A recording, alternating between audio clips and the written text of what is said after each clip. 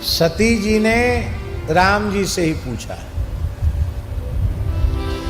कि मैं मोहित हो गई, आपको पहचान न सकी, लेकिन मेरे मन में एक बात का संदेह है कि हम तो शिव जी को ही सबसे बड़ा मानते हैं, आप शिव जी के द्वारा वंदनीय कैसे हो गए? ये आप कृपा करके बताइए। राम जी के नेत्र खिल उठे, राम जी के हृदय में विशेष प्रेम प्रकट हो गया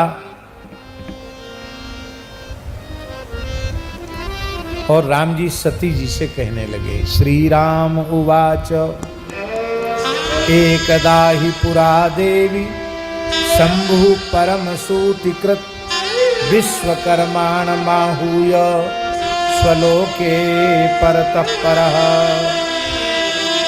एक समय प्राचीन काल में भगवान शिव ने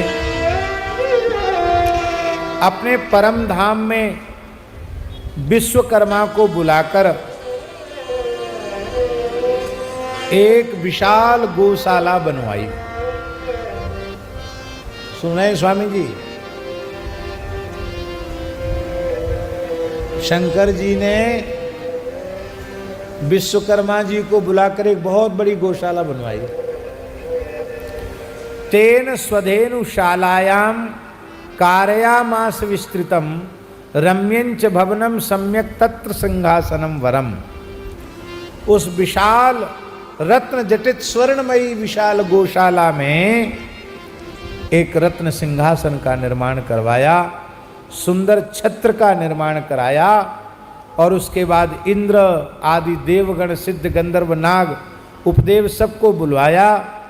वेदों के आगमों के विद्वान ऋषियों को, ब्रह्मा जी को, उनके पुत्रों को, मुनियों को, अप्सराओं को, सबको बुलाया। और महाराज जी सबको बुलाने के बाद गवैया बजवैया भी बुलाए, हा हा हु, गंधर्व चित्ररथ इन सबको बुलाया।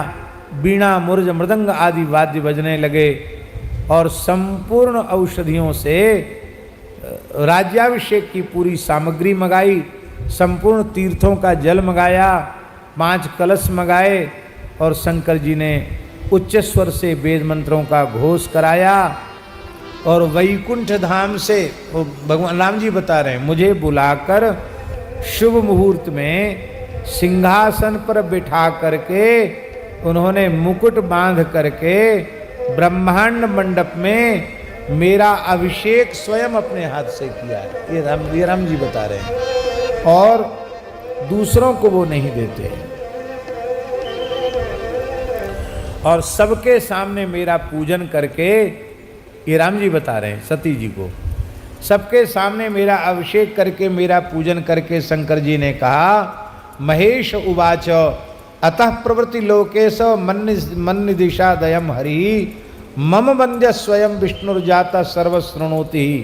आज से यह लोकेश मेरी आज्ञा के अनुसार मैंने स्वयं इनको पद पर बिठाया है, इसलिए आज से यह मेरे वंदनीय हो गए।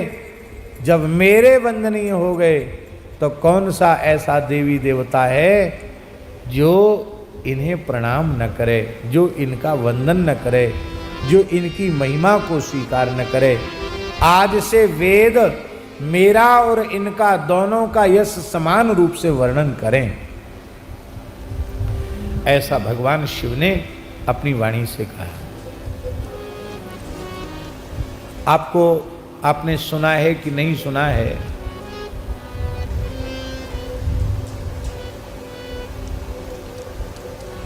अब हम क्या कहें आपसे। हमारे पूज्य गुरुदेव पहाड़ी बाबा महाराज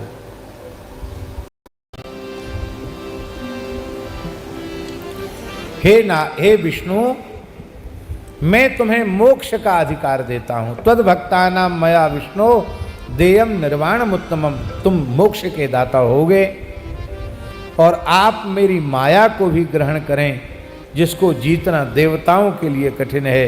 इस माया के आप अधिपति हो जाएं। और देखो, आप तो मेरी बाईं भुजा हैं, विधाता मेरी दाहिनी भुजा हैं, ये पालक होंगे।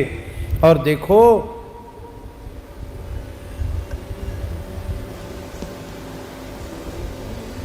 आप में और मुझ में अब भेद नहीं है।